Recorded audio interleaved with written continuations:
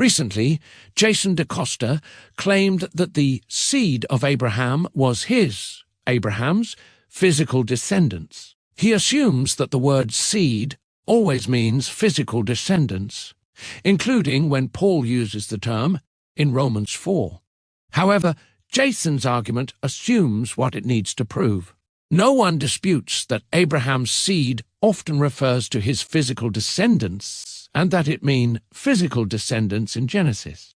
The question is whether every occurrence of seed must mean only biological descendants. Neither the biblical text nor mainstream scholarship supports that claim. Paul unquestionably roots his discussion in the promises made to Abraham in Genesis.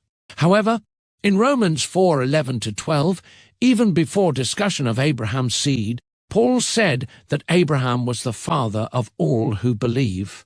Here, Paul is already defining Abraham in covenantal categories before he ever reaches verse 16.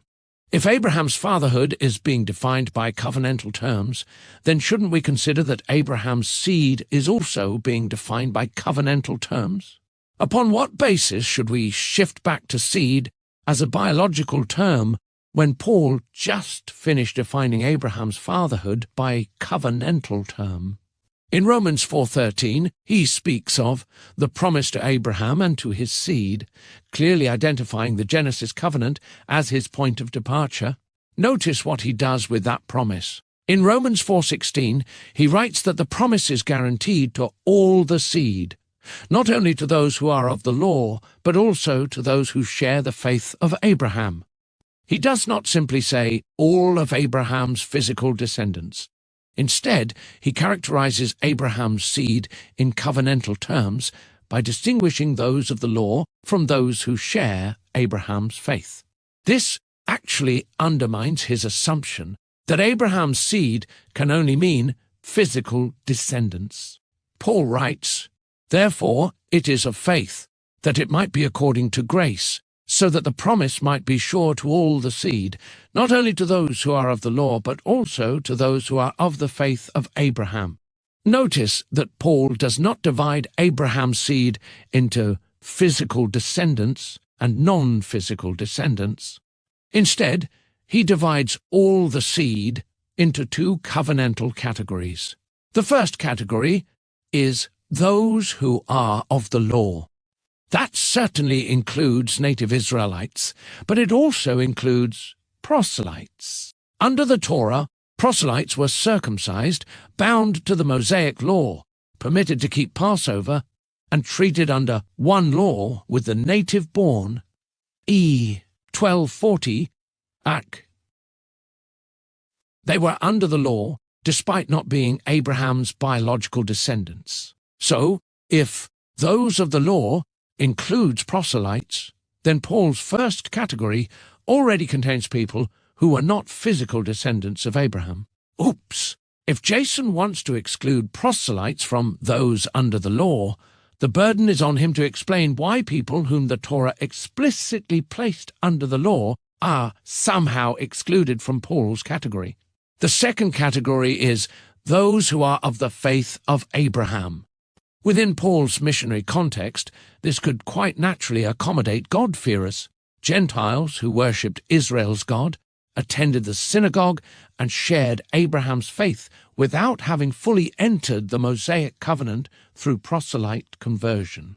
Thus, Paul's two categories make perfect sense within the covenant world of Second Temple Judaism: those of the law equal to Jews and proselytes, those of the faith of Abraham equal to God-fearers, and others who shared Abraham's faith but were not under the law. Neither category is defined exclusively by biology. This also explains why Paul speaks of all the seed. Paul is not asking who descended biologically from Abraham. Genesis already answers that question. His concern is, to whom does the Abrahamic promise belong? That is fundamentally a covenant question.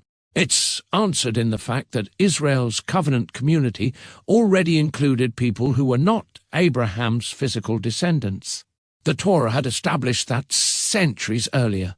Jason's claim assumes that Abraham's seed always equals biological descent. Paul's categories don't support that assumption. Paul describes Abraham's seed in covenantal categories rather than reducing the concept to genealogy alone.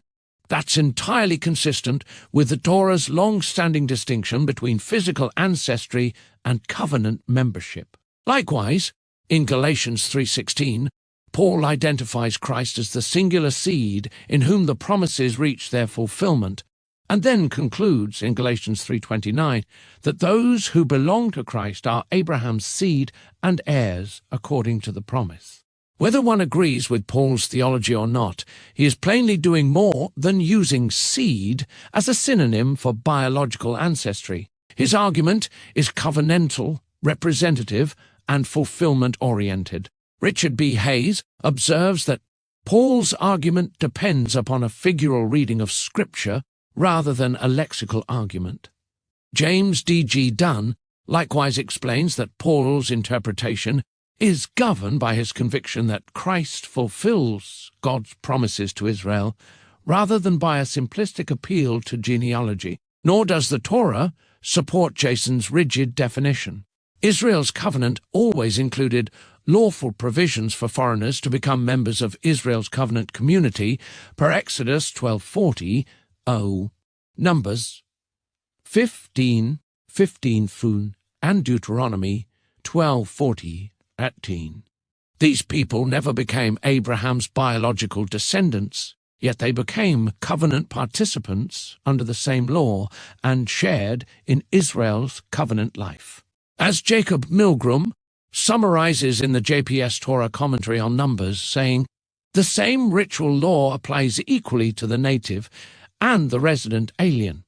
Likewise, Shea J. D. Cohen writes in The Beginnings of Jewishness, "Conversion transformed a Gentile into a Jew in every religious and legal sense, though obviously not by blood." That distinction matters because it shows that covenant membership and biological ancestry were never identical categories. Paul is explicitly discussing the Genesis promises made to Abraham and his seed.